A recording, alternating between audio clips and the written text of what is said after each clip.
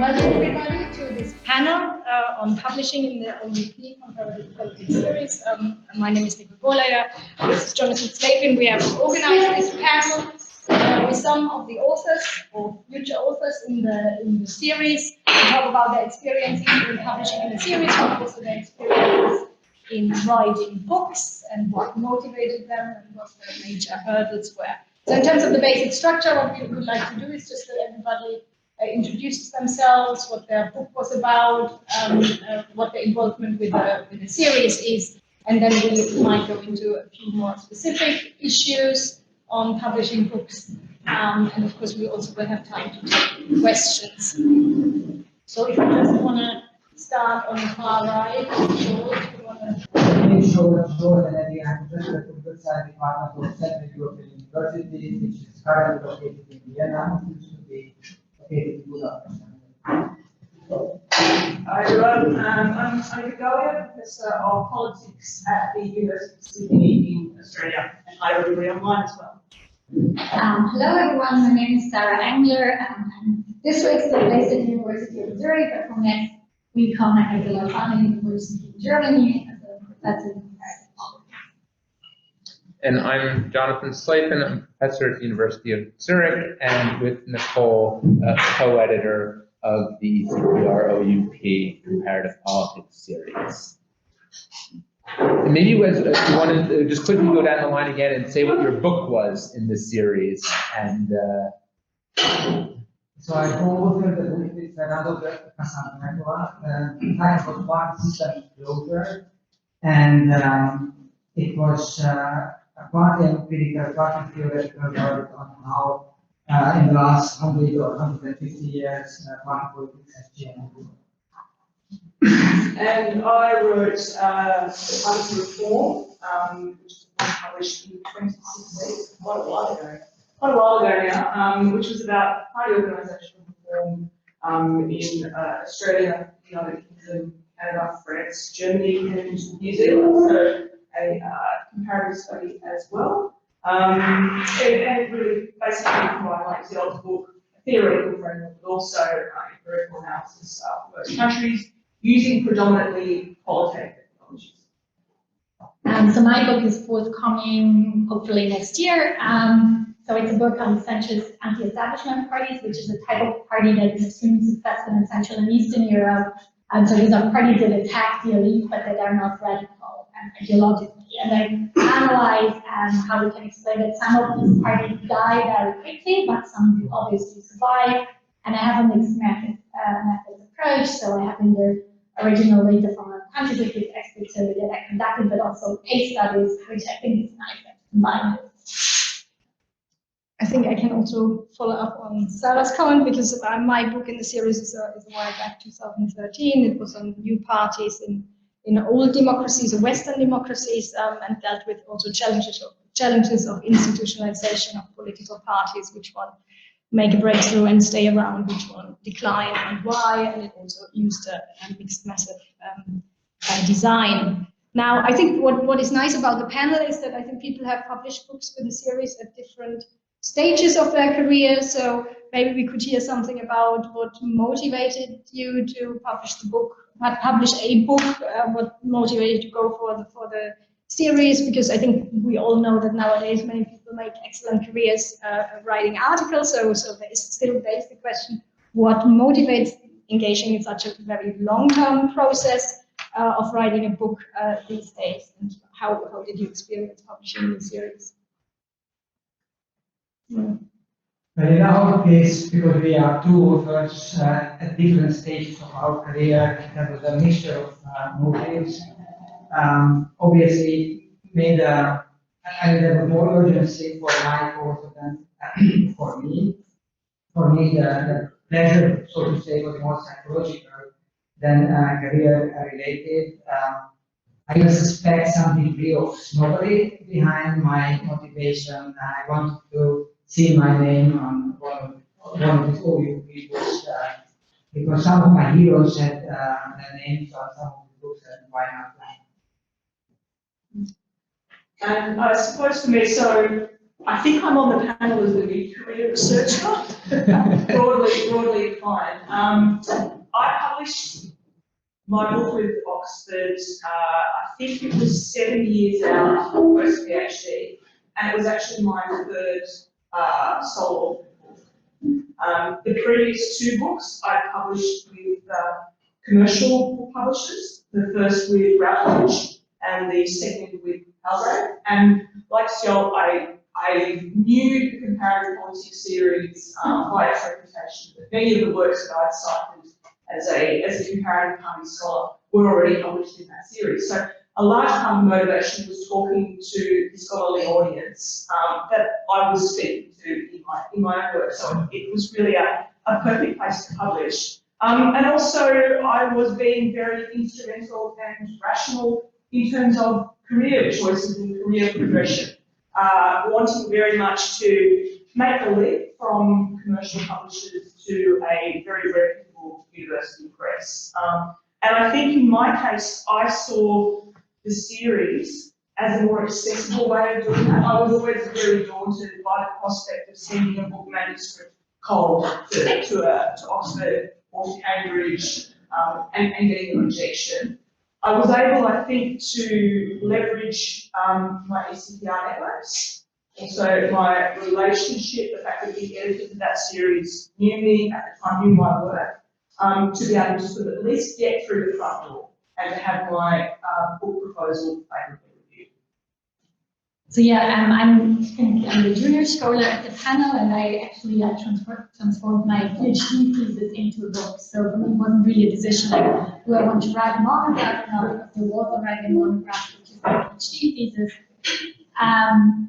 And transferring that to a book was just something I really wanted to do because I just wanted to kind of get it out and having a bit more polished.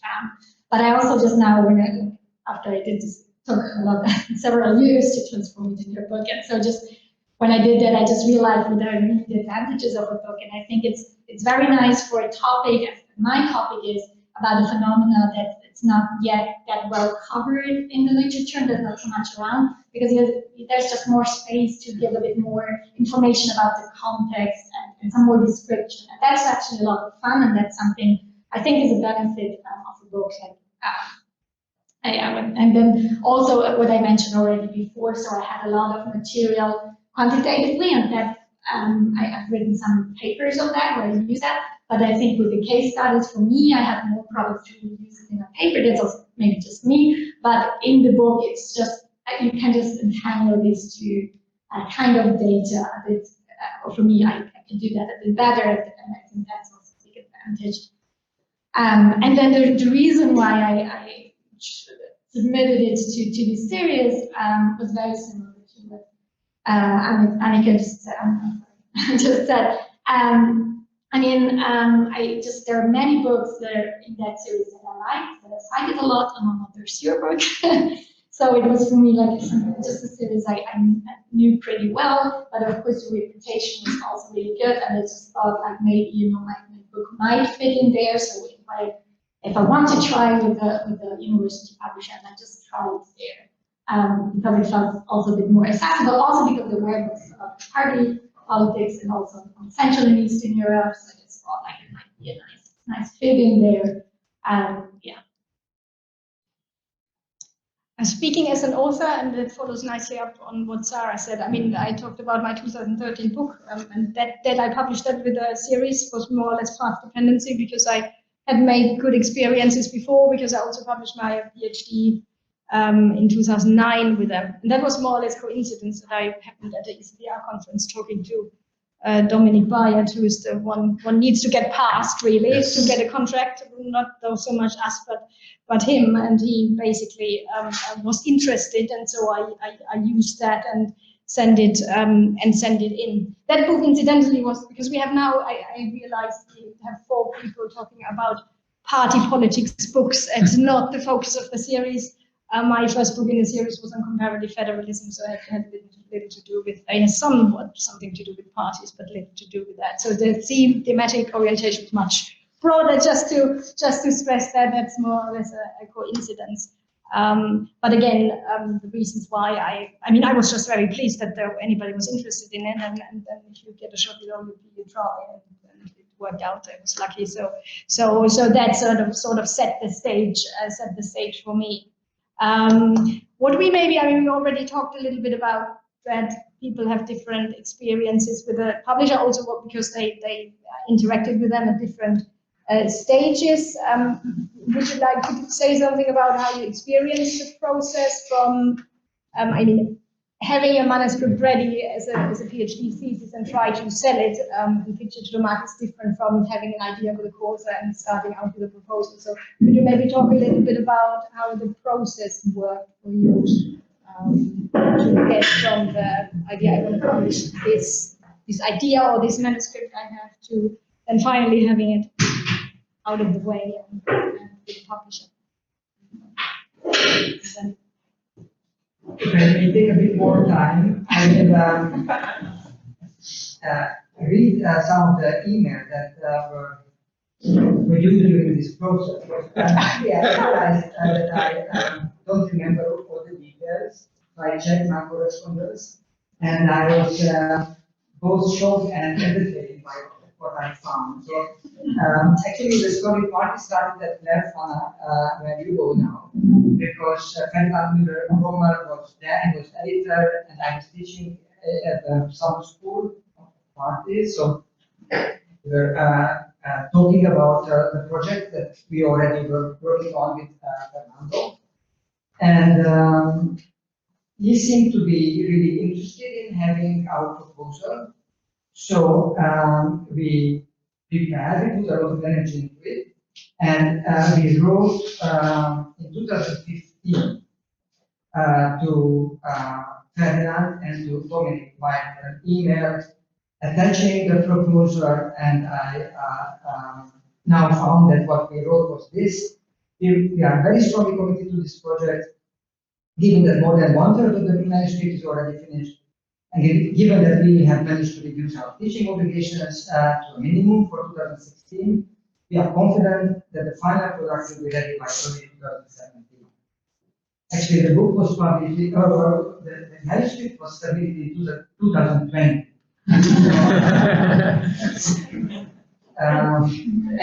And there was also a misunderstanding that created a very embarrassing situation. Somehow in our world or agreement, we understood that there are various ways how publishers treat authors depending on their seniority or how much they know their work. You may have to submit the entire book manuscript, some chapters, or simply a proposal. And somehow we had the impression that we will be the privileged third category, not to submit a proposal. So we submitted, and we were waiting for the news whether it's accepted or not. And already then, Ferdinand wrote that OUP might want to see a little bit more material. For example, the introduction and 2-3 chapters, and finally Dominic also confirmed that, okay, we read your proposal, so now submit 3 chapters. And we were devastated. We thought that that means that we were put into a worse category, and probably because they didn't like it. And then we wrote an email where the last sentence was, I hope you then understand, we may inquire in the meantime about alternative possibilities, meaning other publishers. To which Dominic answered in a very measured tone, saying that they take the review process seriously, while Ferdinand was a little bit closer to us informally, said that he's outraged by this email. He has never heard such arrogance. And then he explained how even more highly published authors have to go through this process. And basically, well, not with these words, but basically told us who you think you are. And at that point, we thought that the OUP story is over.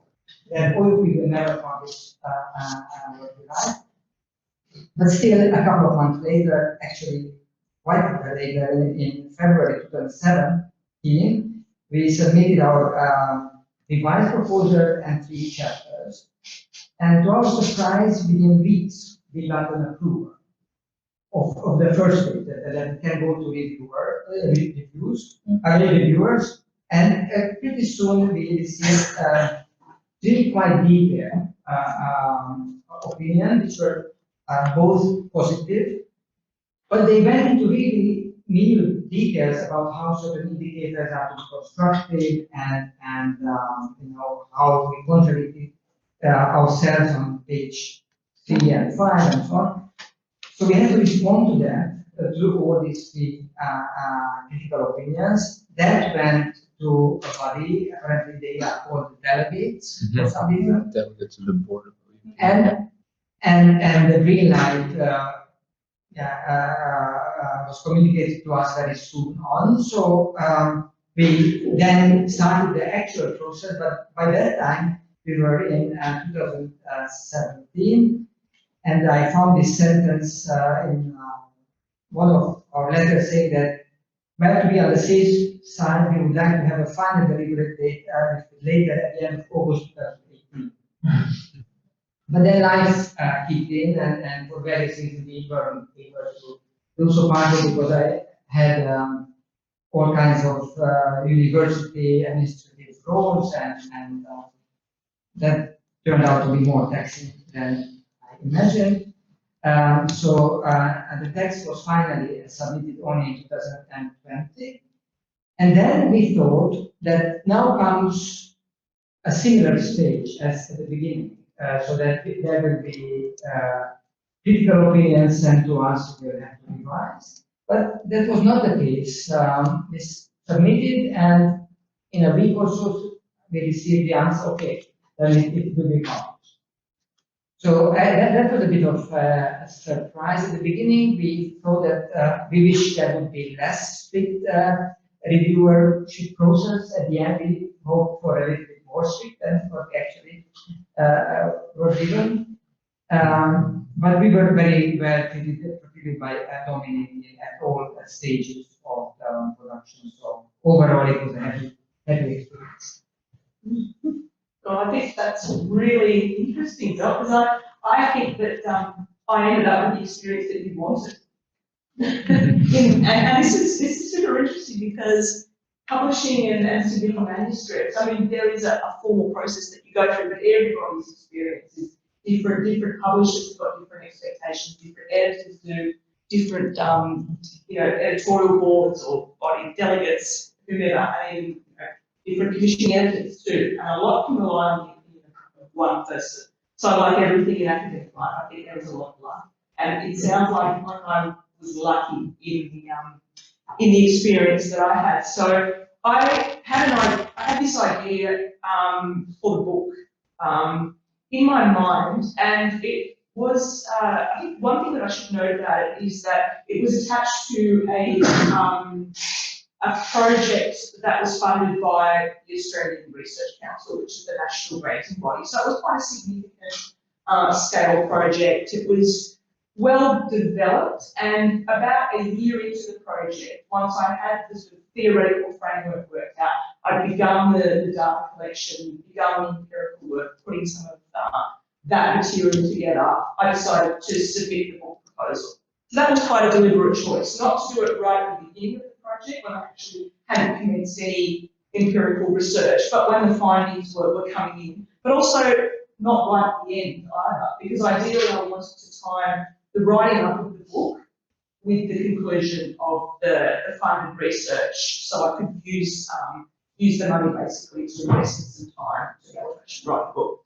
So I submitted a detailed proposal to Dominic and the series editors, and that went out, the proposal itself went out for review, came back with a few comments, asked to make a few tweaks, so minor revisions to the proposal. That went to the board of delegates and was formally approved, and I got a book contract at that early stage on the basis of the proposal. And I think that was pretty lucky, and I would say it's pretty rare, rarer and rarer these days. So I think you can expect with most publishers that at least have sample chapters, if not the full manuscript. That's an uncommon experience.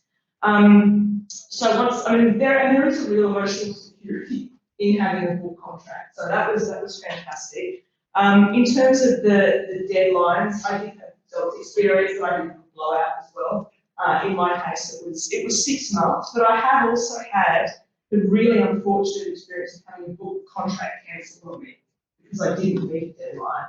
It was for a textbook with Cambridge University Press, but they just turned around. We asked for, I think it was a 6-week extension, so nothing significant, and they came the entire thing. So as publishers, it's within their rights, their contractual rights to be able to do that. But it also sort of highlighted this idea about lumping people's commitment to a project.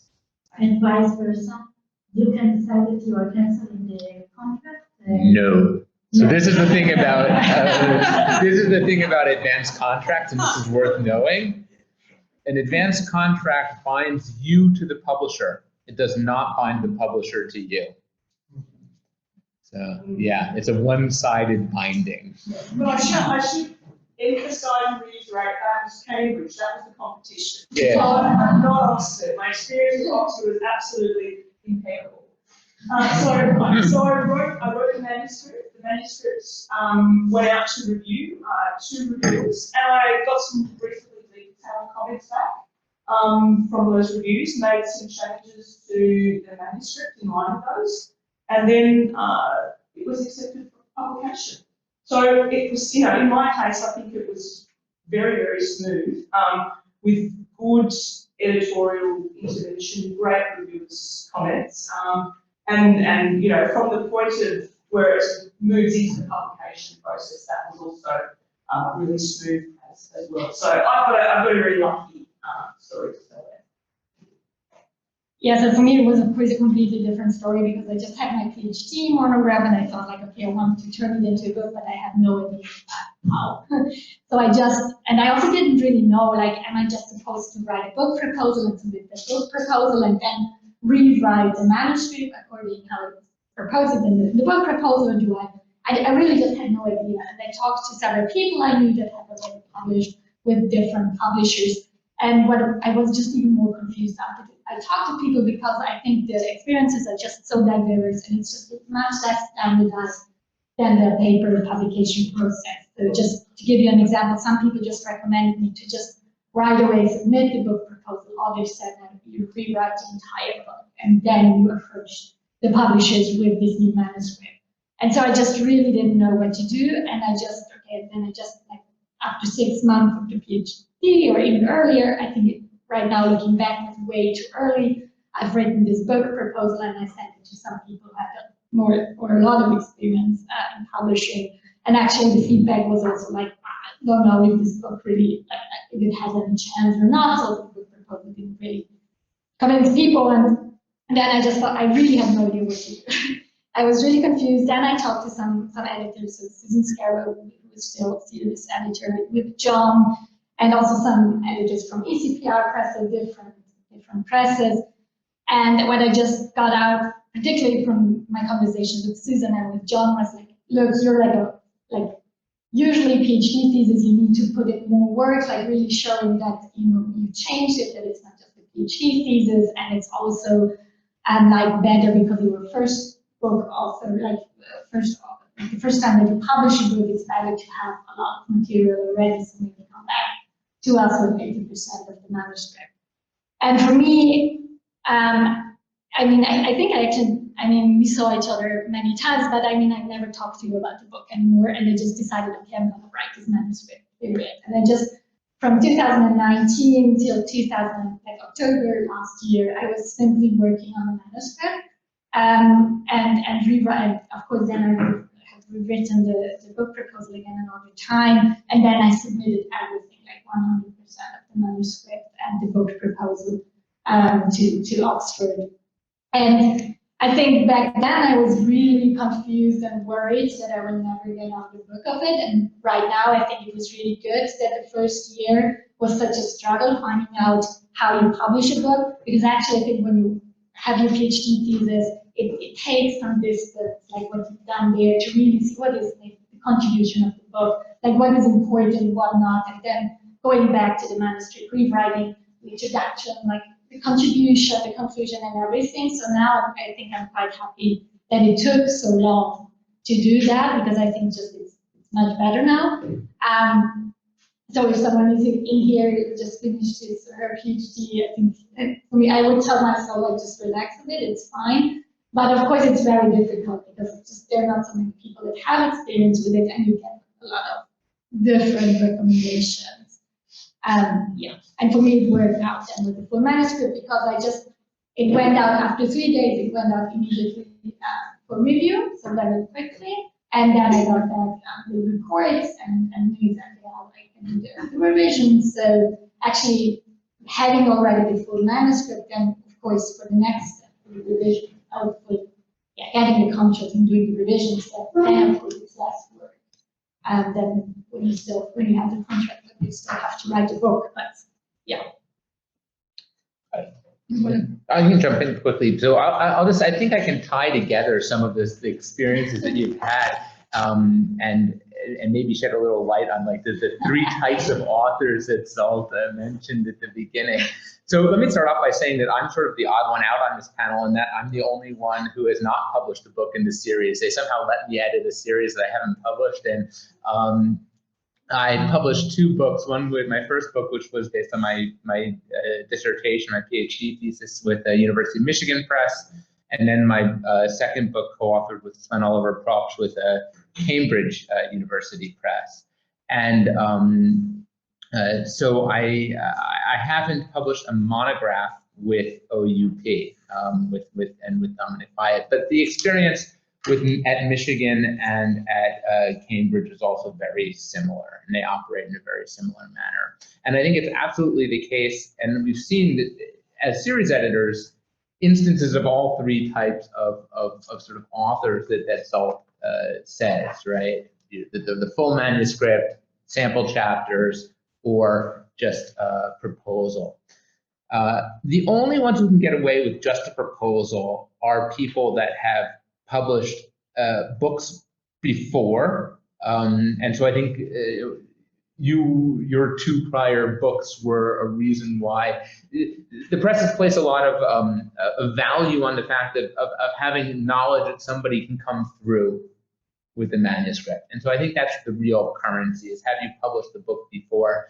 And certainly if you published the book before in the series or with OUP, if you published a previous book with Dominic Byatt, you probably can get by with just a proposal.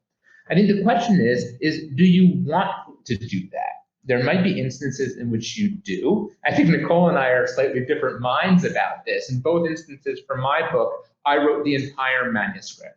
We had 100, in both the PhD thesis at Sarah's in a similar situation, it was done. I obviously revised the thesis and made sure it was ready to review, which was a stage beyond PhD thesis. But it was I submitted what I at the time thought was the full manuscript. Turned out like I ended up adding an extra chapter based on reviewer comments. And the same thing for Ollie Propsch and me. We wrote the whole manuscript and then submitted it. My reasoning for doing that was that for twofold. One was get reviewer comments on the full manuscript so you don't sort of encounter Zsolt's situation where you got more comments on the front end and then you wished you had more on the back end. And the second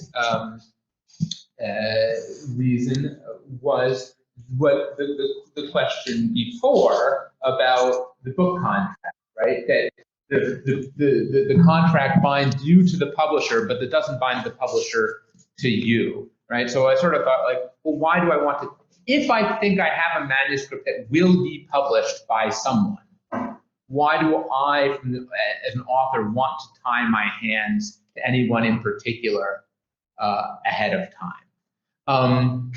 I think Nicole has the opposite, you remember we had this conversation and you said you always wanted to have the security of having the contract in hand, knowing that there's, okay, they can pull out maybe, but that's unlikely to happen at a place it would be unlikely to happen, I think, at Cambridge for monographs. I think textbook publishing is a slightly different story.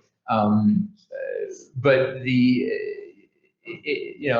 have the security that you have an editor that's interested in it, and then it gives you a deadline, or it gives you something to work for, knowing that you have that in line. So I think you have to think about, what sort of author are you? Do you want that knowledge that you have an interested editor, and the sort of deadline to force you to do it, or do you want the freedom to then be able to send out the monograph, the manuscript in its entirety, to different publishers and see what options are available?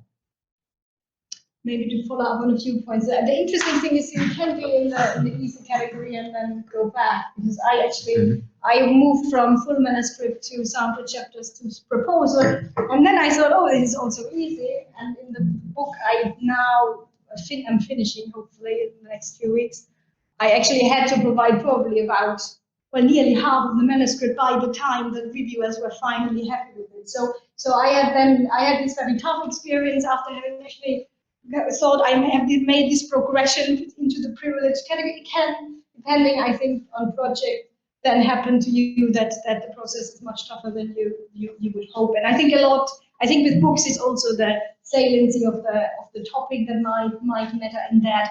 So certainly experience is an important aspect, but it's not. I mean, in my case, certainly, I perceived the last process I went through as the most demanding in really having to bringing the people on board.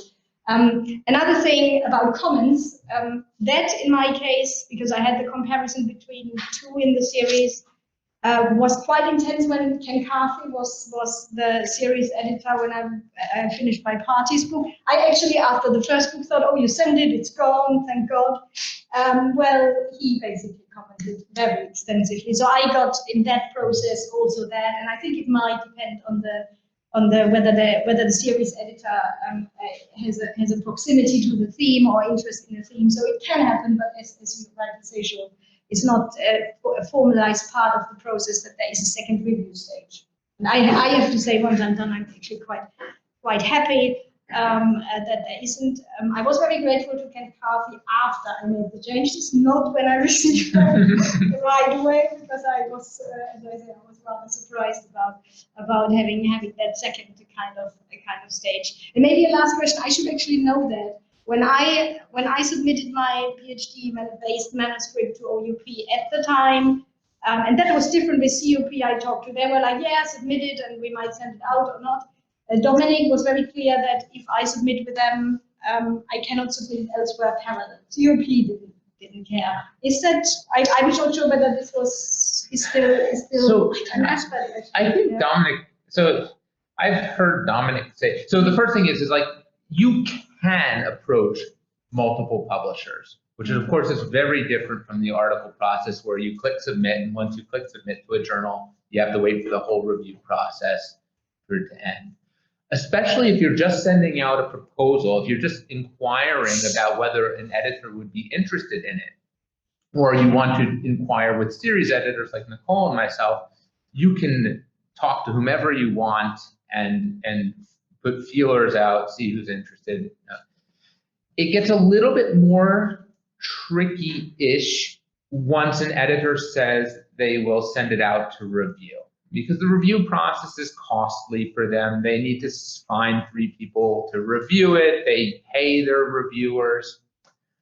But so long as you're upfront and you're saying, I'm approaching multiple or different publishers, again, that's fine. So with my second book, not the dissertation book, but the book with Ollie Proch, we sent we sent sample chapters and a prospectus both to I think we sent it to Princeton, to OUP, and to CUP at the same time. And we said, I think we said in the email, we're approaching publishers with this book. We have the full manuscript. We're happy to send it to you if you want to see it, and we'd be happy for you to send it out to review. Princeton, I think Princeton just said no, they're not interested. And then CUP, John Haslam is their acquisitions editor, and Dominic Byatt at OUP both said they would send it out to review. And then it just so happened that we got reviews back, we got positive reviews back from Cambridge before we got positive reviews back from Oxford. And at that stage, we contacted Dominic and said, hey, look, we have these positive, Cambridge is looking to move forward with this project. What's the status with Oxford? And he said, oh, well, I maybe had one review back. He said, why don't you go forward with Cambridge? So, fine, happy to move forward with Cambridge. So I think that with the book, it depends a little bit on your stage. I think especially with a PhD, you're a little bit safer going with one publisher. But even there, if you're just talking to publishers, feel free to talk to multiple publishers. But don't do it behind their back. And especially once you get to a point where somebody's willing to send it out to review, especially when it's a PhD thesis, at that point, you're probably with one publisher. But the process is not much longer, the review process is usually not any longer than it would be for like an article. Usually they're pretty good about trying to get people to get reviews back. And so you're not talking about a tremendous amount of wasted time if they come back and say no at the end of the review process. But that hurdle, getting to the review process, is the real hurdle. I mean, we have rejected books after review, but it's fairly rare, right? And you have to think, because at that stage, in order to get to reviewers, like Nicole and I have glanced at it, we've looked at it, Dominic has looked at it, added the book prospectus. And so if you have 3 people who are saying like, yeah, this looks pretty plausible, it's sort of unlikely that you're going to get reviewers that come back and say, no, this is not going to fly. I mean, if we want to maybe talk a bit about the main challenges, some of them have been mentioned on the side, about getting through the process of writing the book.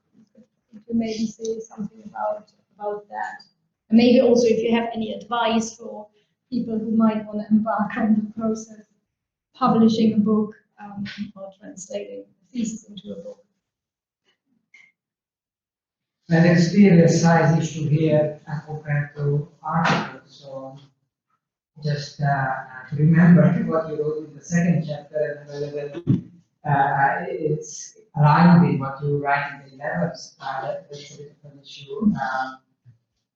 Also, if the data involved, the complicates counts. There is also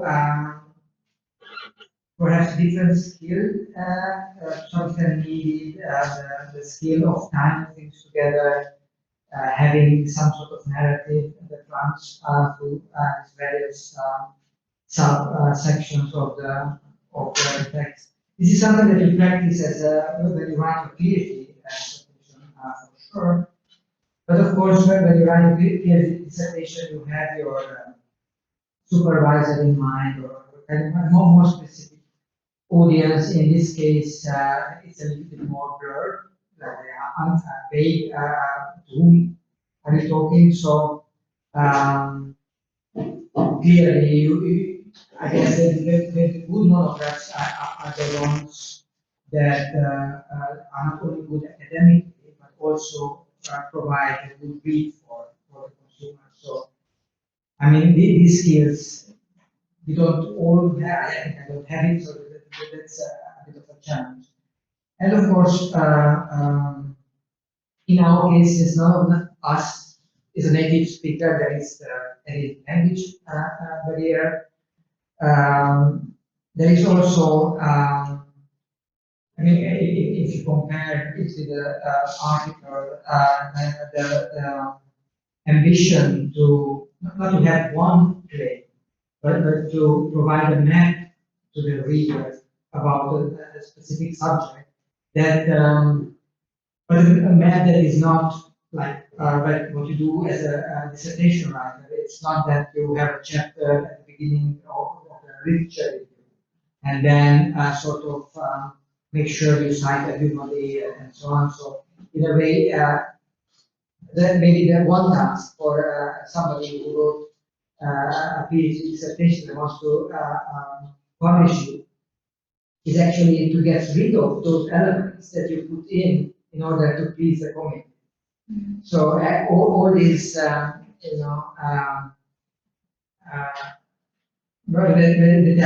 then in order to signify that you have done your homework properly, in a way that should be either completely removed or rewritten in a way that the reader no longer feels that it is a school exercise that he or she is doing. I think that would be my main challenge that I would reflect on, particularly with the first book that I did, which was the one that I did with Bolleyer, which was the PhD thesis. And that is, the challenge is what is it that makes for a good book, and for the Oxford series in particular, what is it that makes for a good comparative politics book?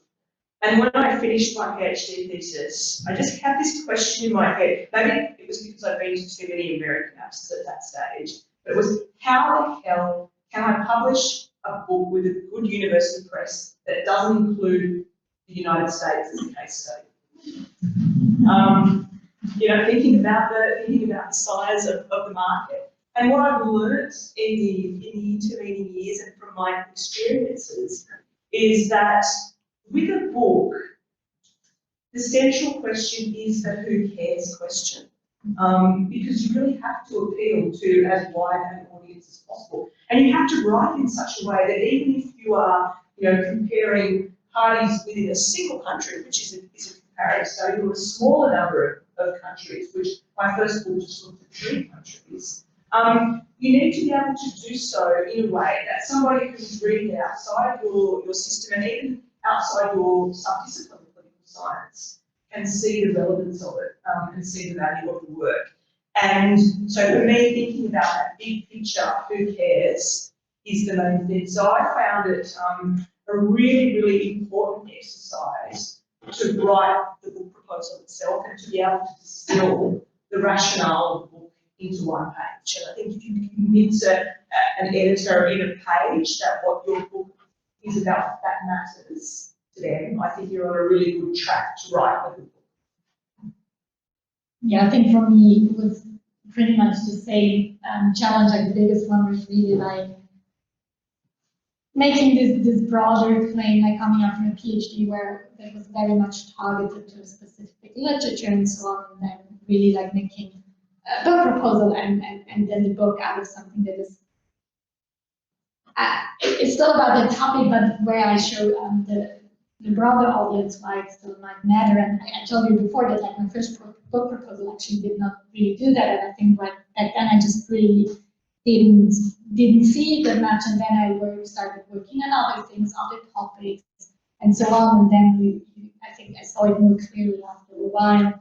And I think that was challenge number 1, but then challenge number 2 for me was then just still go back to the manuscript and then just delete paragraphs and rewriting it and just thinking like, but it actually, right, people like the PhD this kind of thing, now I'm just destroying it and then just not knowing what comes out of it, and then it's still a very long process, a lot of time that I'm invested in and just not knowing where this journey goes to it. And I think maybe just also handling, I think a paper is also a lot of work, but kind of it's like more smaller steps, like first the draft and a conference paper, it's like, again, more standardized, so maybe it doesn't feel like such a big thing, but the book just sometimes it just felt overwhelmed.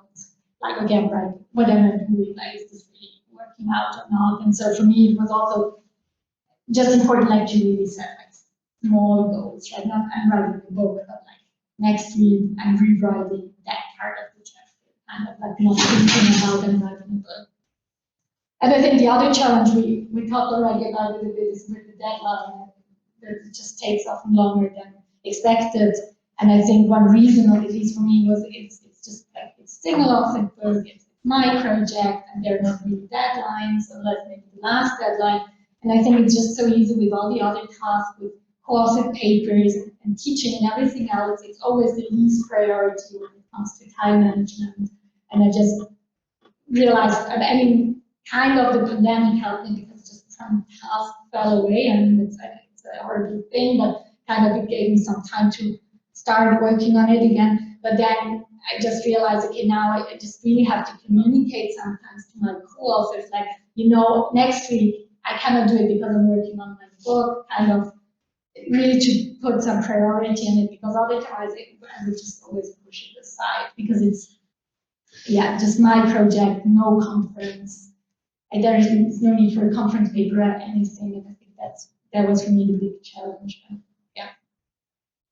Maybe following up on some of the points, I think, especially if one works on a bigger work, one is increasingly worse and worse judge of what's actually interesting or most captivating about what one does. And so getting somebody who's maybe close enough but not very close to the project, looking at the synopsis is probably the most helpful one can get at the stages. And how do I pitch it? Because I mean, it came across in several comments as something very different, convincing a dissertation committee or some very specialist audience, and convincing an editor who gets, I don't know how many proposals Dominic gets, and just glances over them and think, okay, this flies and this doesn't. And if you have somebody experienced who's reasonably close but not too close, who can actually simulate that process, looking over it. And I still do it today because if I think too much about things, I ask a colleague who's working sort of on European politics, but if it's party, certainly not a party scholar, and if they say,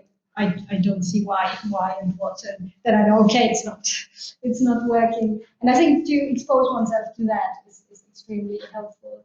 I think the process, of course, to really write a book and make a dissertation into a manuscript is different from starting from scratch. But I think the problem of finding the space and the time, because it's this kind of long-term commitment, is of course an issue. And I think this is probably why I like to have a contract at least midway, because then I have a deadline, and then I might not make it for 2-3 months or so. But if it's sitting there and I know it's there, it makes a difference for prioritizing. While if I don't think I would ever have finished the book except for the dissertation. Maybe if I hadn't had some kind of deadline I could discipline myself with, because I tend to write books alone. It might again be different if you have somebody and you have to do your part and work it as a collaborative process. But I think that is probably the main one of the main challenges. Although I think, I mean, coming back to what Zsolt said, it's also the biggest, I mean, I think for me, the biggest benefit for myself as an intellectual process, that I have something at the end that is complex and in an ideal case, every piece of it fits together, and the whole integrated book is more than a series of case studies or a series of things I could have published as well in articles, because I think that is probably a critical thing to listen to anybody when one gets feedback for a proposal or project and people come back and say, well, that's all very interesting, but I really don't see why you don't just publish 4 articles. You have a problem then, because it is not clear why the book format is actually most suited to communicate whatever the people who read the proposal think is the core idea of it. And if there is this mismatch between the content and the format, then I think one should worry and think, okay, I need to either change the project somehow or present it differently, because I think that is why I personally write books after I've certainly published articles on a theme, because you see somehow some connections, and you could not manage, even with an 80-page appendix, assuming somebody reads it of an article, you could not make that argument in the same way. And I think therefore the point about it needs to sort of be integrated whole, and that needs also to come across in the 1-2 pages, that there is this kind of bigger contribution or connection between elements of an important theme. I think that is, and then to write that and to write in a way that's accessible to people, sort of knowing some of the literature maybe, but maybe not very thoroughly. That is, I think, a major challenge. And it has not, for me, even though I think I have experience now writing, developing books, that challenge has not changed. It's every time the same kind of hurdle, and other people are the important ones to then help one along, and being the critical kind of reader before one even goes to approaching anyone, because you don't want to have it, because if it comes from Dominic Wyatt, then probably the process is over. Yeah. While if you get it from a colleague informally, you can basically redo it and then maybe pitch it in a way that flies for a kind of not so much expert reader, let's say. I don't know. Yeah, no, I think that's absolutely right. I mean, I think also like I'm at the point where I never want to single author anything ever again. I like working with co-authors and a team and in part, and I think even that helps me to keep things moving and keep it on track. So I think we have, open the questions? yes, we just, I think we had a range of different experiences and input on the process. Are there any questions? If you want to raise your hand and maybe just briefly say who you are before you ask anybody anything. Questions about the process, Yeah, or for us, or for the authors? Yeah. I'm Fernanda from the University of Bolleyer. I'm just curious about PhD-based monographs. If someone has published an article or short, there is an amount of already published content that can be incorporated, or is this banned? No, that's a great question. Absolutely. In fact, I would say, I usually tell people that having 1 or 2 chapters published in articles is a good thing, and I highly encourage it. And the reason is, especially, so Dominic Wyatt can tell you, if he were here, he would say that he would get enough PhD proposals. He could do nothing but publish PhD theses all day long, every day. And so the bar for publishing something that was a PhD thesis is quite high, right? Because there's just everybody who becomes an academic has a thesis, right? So there's a lot of them floating out there.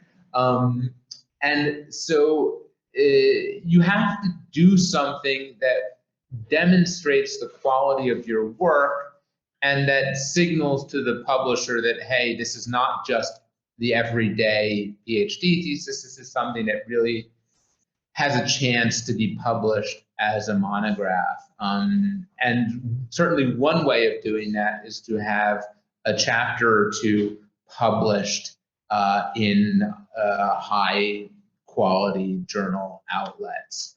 And so I think publishing a paper or 2 out of your dissertation before approaching a publisher is highly recommended. As you say, you can't publish everything. There has to be something new in the book.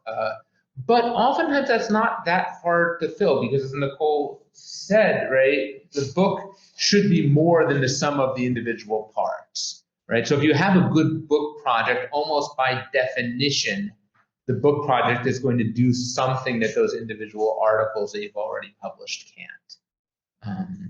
So yeah, that's definitely extremely helpful to get you to stand out from the crowd. I don't know, Sarah, how many of your chapters were published? Well, there is like one chapter that's basically an article, and that I was also really nervous about it. And Dominic then said, no, it's fine, you just acknowledge it. You just put it in the front of the book and cite it, and it's fine.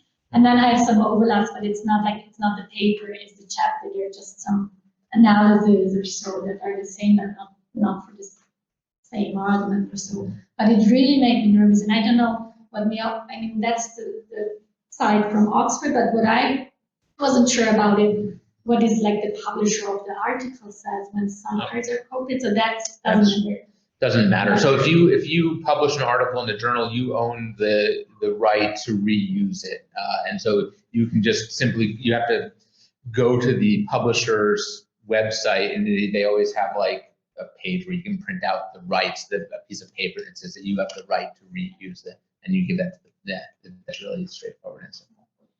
That's actually worth noting, is that you can, this is also important, you can republish an article in a book, but you cannot republish something that's in a book in an article format. So make sure you get the article out first, because once it's published in the book, you're not reusing it.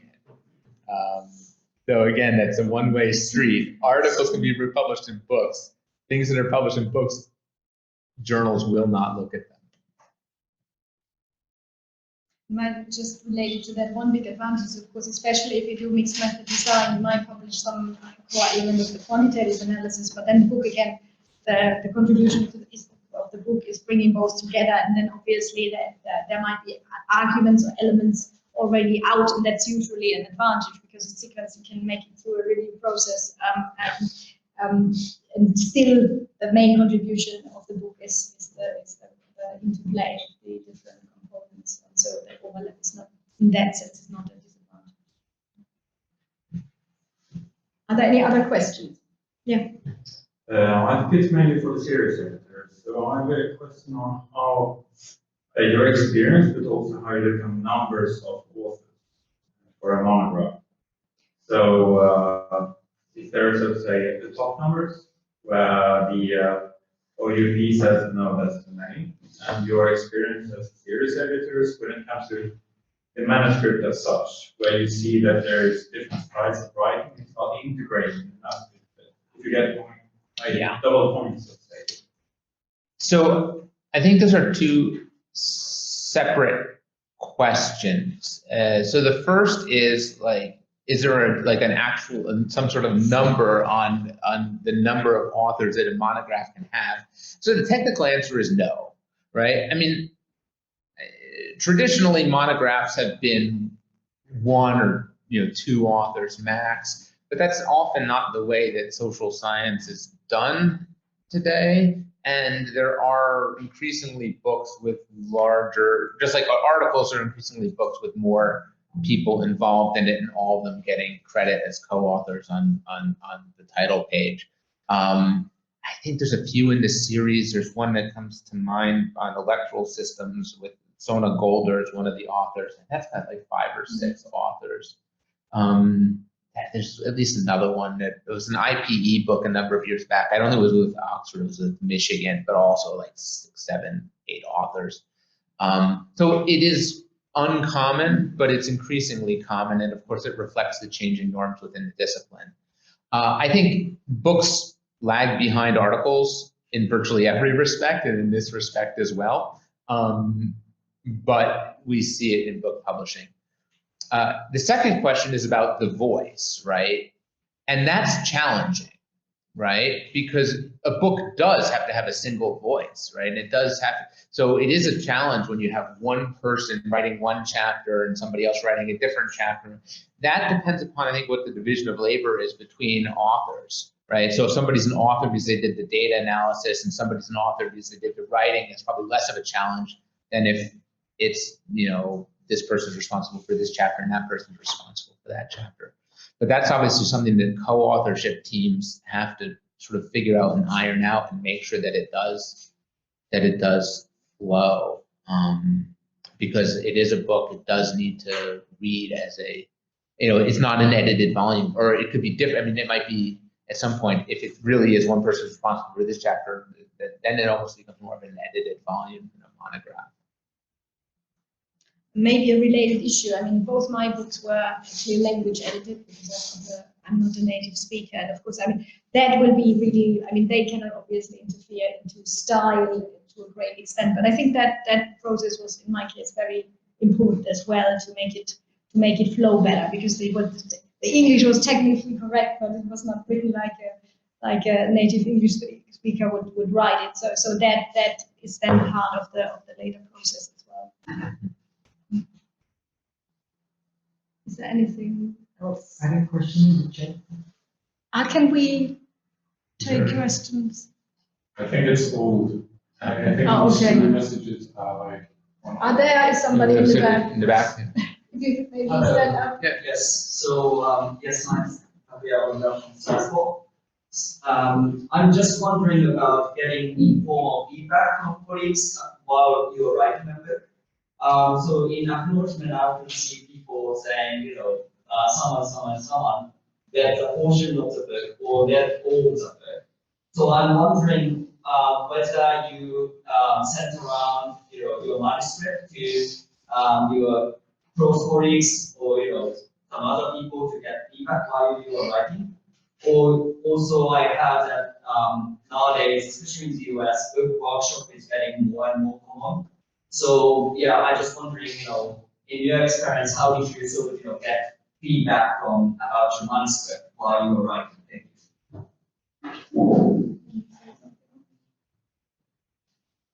For me, so the strategy of publishing parts of the book as articles also takes care to some extent of the feedback issue, obviously not for the book as a whole, but for certain parts of it. We did send at the very end the text to Tim Horton, who is probably the nicest person on earth, and was ready to read and come back with some great suggestions. Of course, at that stage, there is not that much you can change about the fundamental structure, so there are limits what you can do. But that was a very good experience.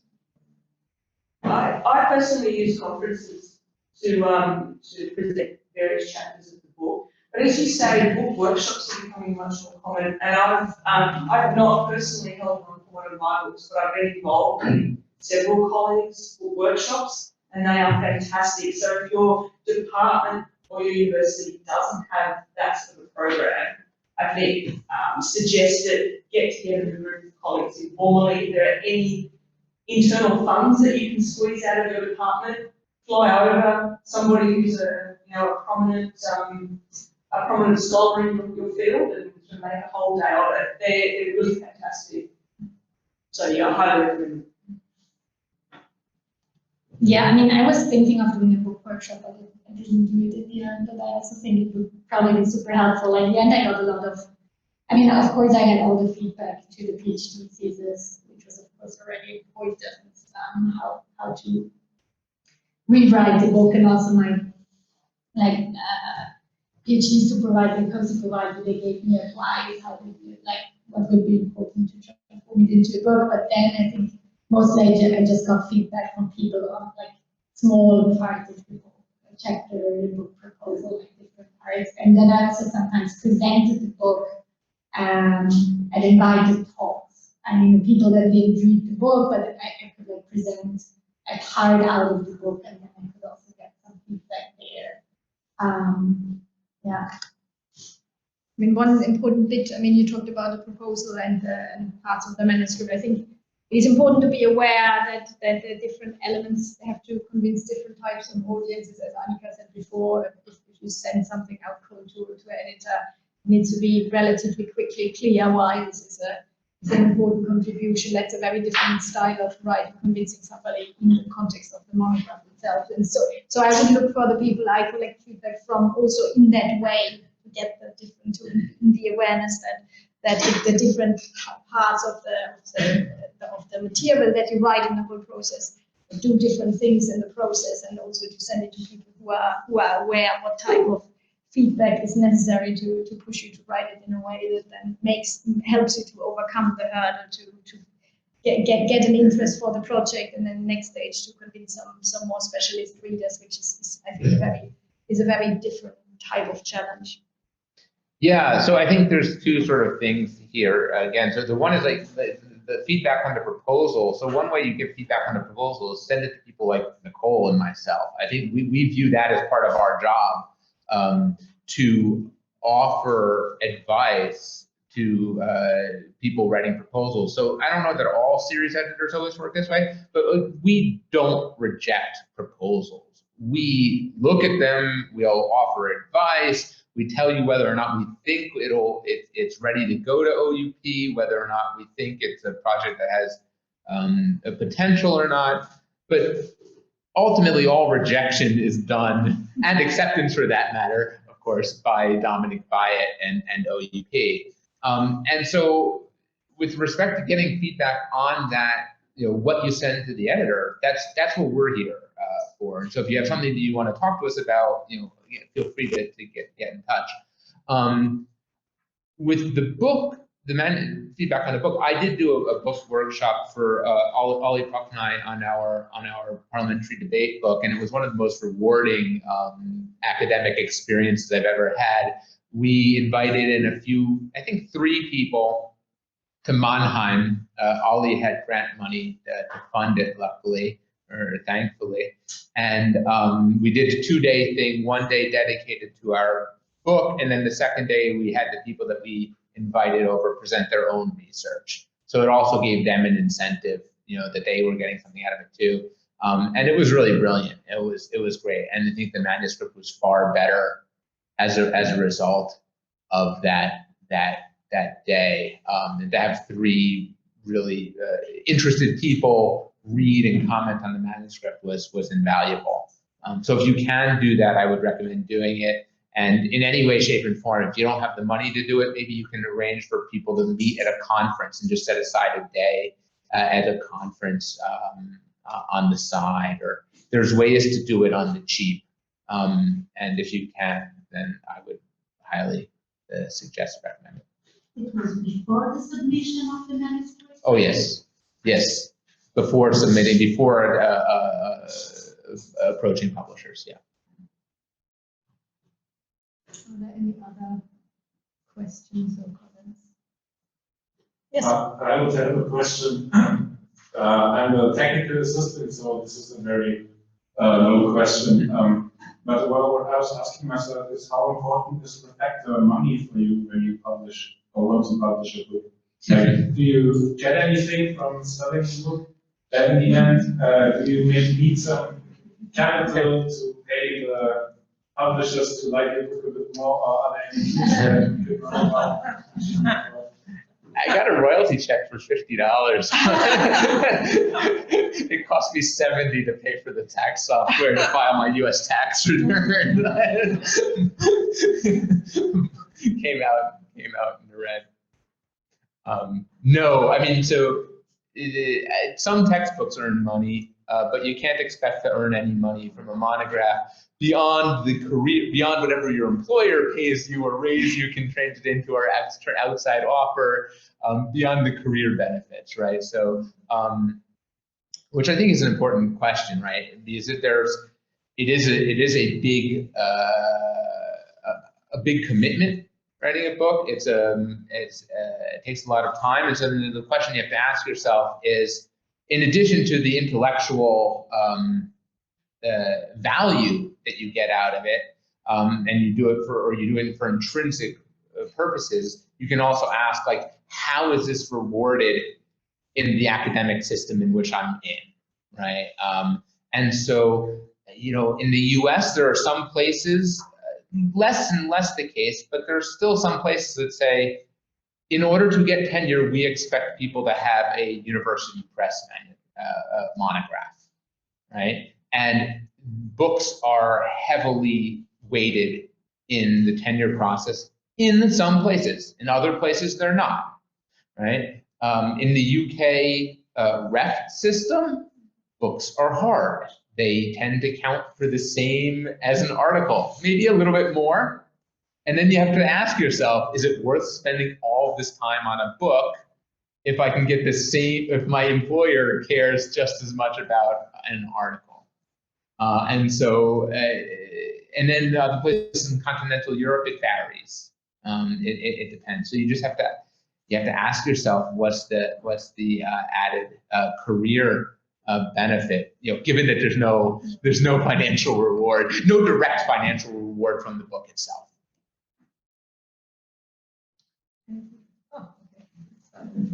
It's not, oh. I have a question concerning the submission process. For example, if you are a further career researcher and you would like to transform your thesis in a book. So, possible just to be the proposal, and then she wants only all the details. Well, I think for a first look, I think a proposal would be sufficient to get a sense, would it be a fit for the series, and does it is a contribution to the literature highlighted enough? So for this type of feedback, I would think certainly a proposal is enough. In terms of entering the process, I think that even though we have talked about these different types of authors, usually the expectation is that even though of course Anika was lucky, I think you were even the second time lucky, weren't you? If I'm right in The second time it's becomes a pattern. But the normal expectation would be that to be sent out for reviewers, then more material would be required. And usually as well, I think ideally some of the, of course, books usually has a theoretical frame, the chapter showing what is the argument that holds everything together, and maybe an empirical chapter to get a sense of that as well. But for that, that would be the expectation. I think that's right. I think like if you have a proposal and you want to see, is this going to be something that even that Oxford would even think about? That's something that you can take to Nicole and to me, and we'd be happy to give feedback on it. To go to Dominic and get it sent out to review, if it's a PhD, he's going to want to see probably 70–80% of it complete. I think we had Simon, and then there, Simon. Gauja from University of Zurich. I was wondering what your sense is when it's a good idea to show you, and when it might be wiser to go for another series. Is the core really comparative politics, or do you think the ECPR label is somehow important as well? So if I'm working on a subject that not many people at ECPR work on, is it still a good idea? Or in the end, does it maybe not matter if once, is the series more a door opener, and in the end, it's just not? Yeah.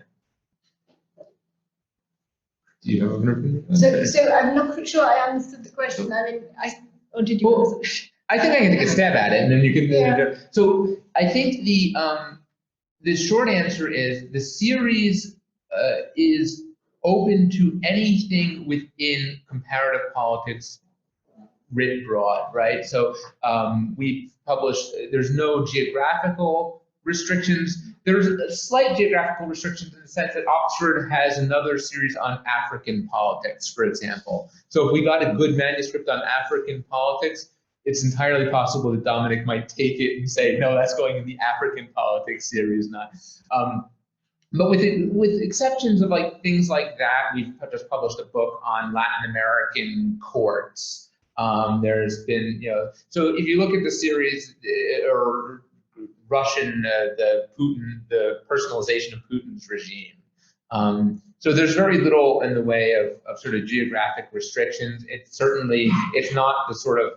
only the sort of standard European that might be more the focus of the ECPR. So I think if you have something that is comparative, then the series would be a good fit. I mean, you can always test this and it's true anyway. Look at what's been published in the series in the past, look what the publisher is publishing, and see whether what you're doing is similar. What is the value added to the series? I think the added value of the ECPR OUP relationship is things like this. It just like additional advertising for the series that you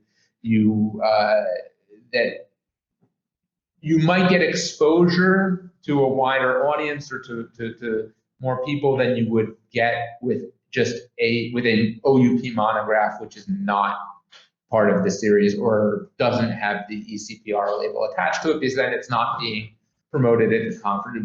The round tables and surround, that sort of thing. So I think that's the added value of the series. But then the flip side of it is one of the things that's happening with digital publishing is that the publishing world is changing quite drastically. The way people access books is different.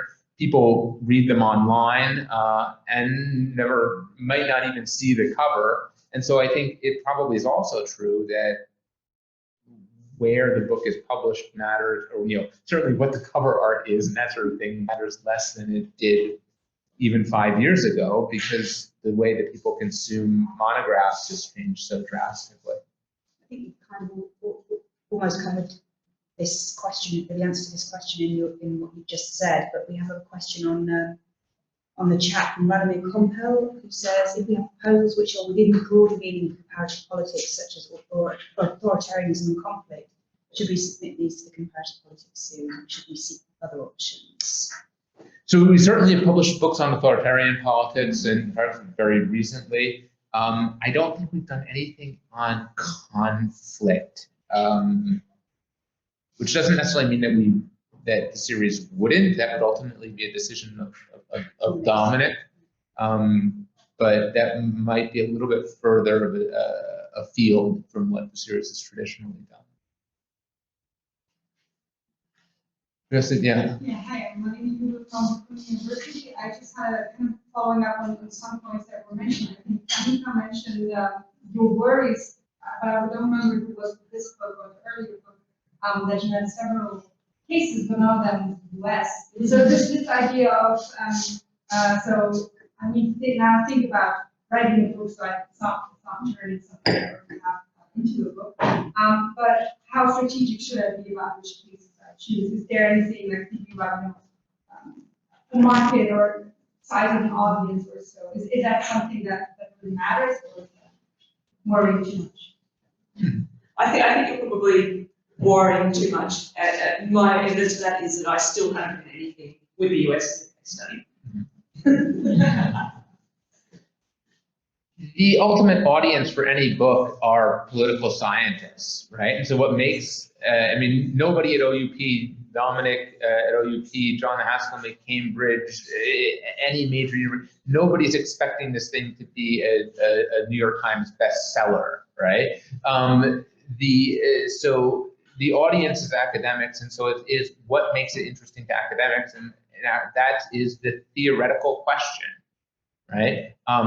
Not the, how interesting is the question and the answer and the method that you propose. And so you could write, I mean, the cases that Ollie and I used in our parliamentary debates book were ultimately Germany, the UK, and New Zealand, right? Because those were the cases that worked to make the argument that we wanted, that we were looking to make, and that we could make where we could get the data. So I think that the cases are, you have to justify, it's an academic audience, so you have to justify the cases on the grounds of research design. Not, so in that sense, it's not different from choosing for a research article. No. There are no other commercial considerations behind it. No. There's even fewer commercial considerations because, again, the model of book publishing is changing. People don't buy books. Books don't sell, right? They said, it used to be that we would, if we have a chart in our annual report that we make that shows book sales. I wish I could put it up here, but it's just a straight line down. It's not very interesting, right? I mean, 15 years ago, you could get books that sell 1,000, 2,000 copies. Then it was 500 copies of the book. Now we're down to, like, if you sell 150 copies of a book, you're doing great. Books do not sell, but that doesn't mean that people aren't reading them. They're reading them by downloading them through these online packages that publishers sell to libraries. And so what that means is that the publishers don't care about selling books because that's not how they're making their money. They care about selling subscriptions to packages to libraries. And that means that they have to have good content, right? So they have to publish good academic books. Sort of like the Netflix model of academic publishing in some way, right? I think I should give credit to Ollie Fox for that line. I think it was his, that he was the one who referred to it as that. But it's like, you just have to have a constant stream of good content, and that's what sells. Hi, I'm a postdoc with the Ludwig-Maximilians-Universität. You mentioned different kinds of indicators that you look for in the researchers that send you proposals, like have they done published a book before, is this a PhD manuscript, are there any kinds of other proxies or indicators that you look for, like what kind of university they are from, I mean, could you give us other states in the CV and perhaps give us a glimpse into? I mean, yeah, I think having published books is probably one very important one, because as John said before, you know, people can deliver on that type of format.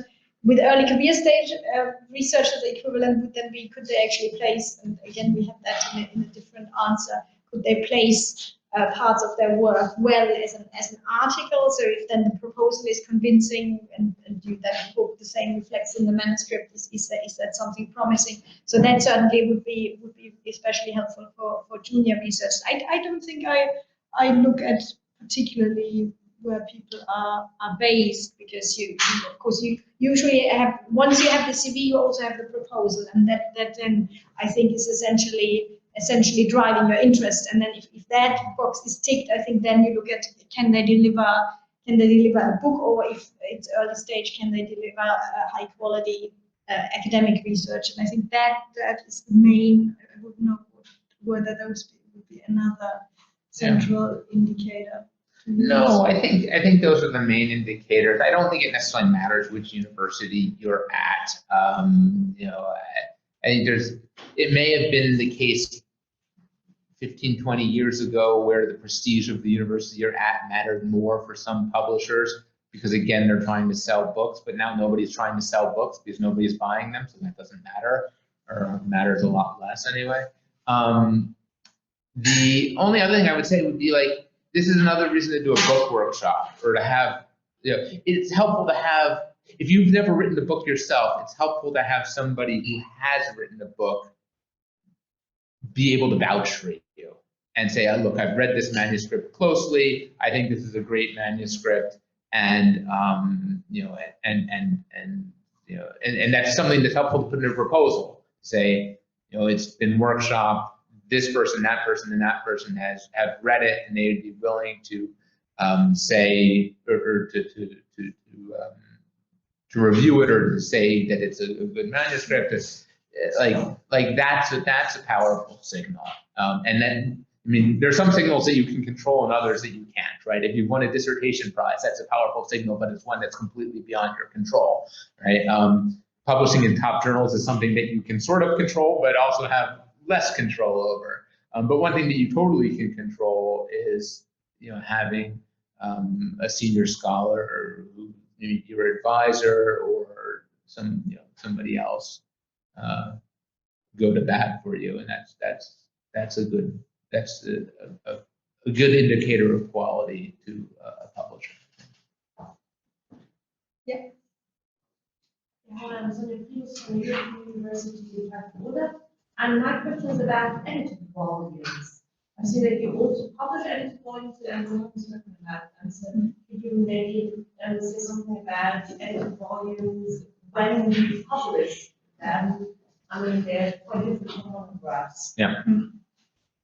I think in a way, some of the aspects we talked about in terms of the book having to be an integrated whole applies to edited volumes as well. I think overall we published fewer of them. I mean, I'm not on board that long, but it also shows, I think, in the types of books that are published. But I think what we would look for is, in a way, that if books are edited, that the contributions jointly are integrated through a common argument and framework. Because some of the classical edited volumes that I guess we wouldn't be so keen on, that you have a fancy title on a phenomenon you can define in all sorts of ways, such as, let's say, populism, and then you have 8 chapters and everybody defines it differently and looks at different cases. That would be something we would probably say that it doesn't tick that box, that it in a way is something that the different parts really speak to each other. And I think there have been many I've seen, but a few those that made it through the process, that also convinced Dominic, say, hey, they were those kind of edited volumes, sometimes also linked to a bigger project where actually the project structure or framework already assured that then the case studies actually spoke to a common theme, and then they were integrated in an assessment at the end, bringing everything together. So again, you have this kind of this kind of strong emphasis on it being integrated. And in that case, and the edited volume bringing forward, let's say, a strong, powerful theoretical argument as well, or driving forward the debate, that would be then, I think, the things we would look for in an edited volume. Yeah, I think that's absolutely right. I mean, Dominic Byatt always says Oxford is not publishing edited volumes anymore, and then we get a proposal for a good edited volume, and he says, "Oh yeah, okay, we'll publish that one."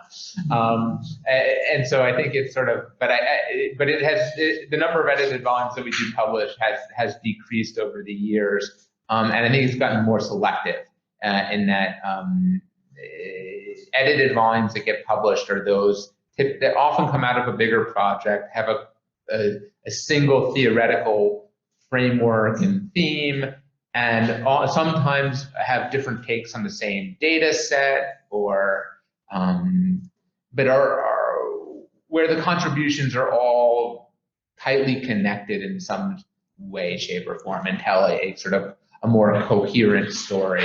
Yeah, like we're going to look at populism in 15 countries, and everybody has a different definition. That might have been published as an edited volume 10, 15 years. It doesn't, they won't look at it today. Okay, so I think we are towards the end of our session. Is there any last urgent question somebody wants to fit in? If not, I think. If not, thank you. Yeah, thanks a lot.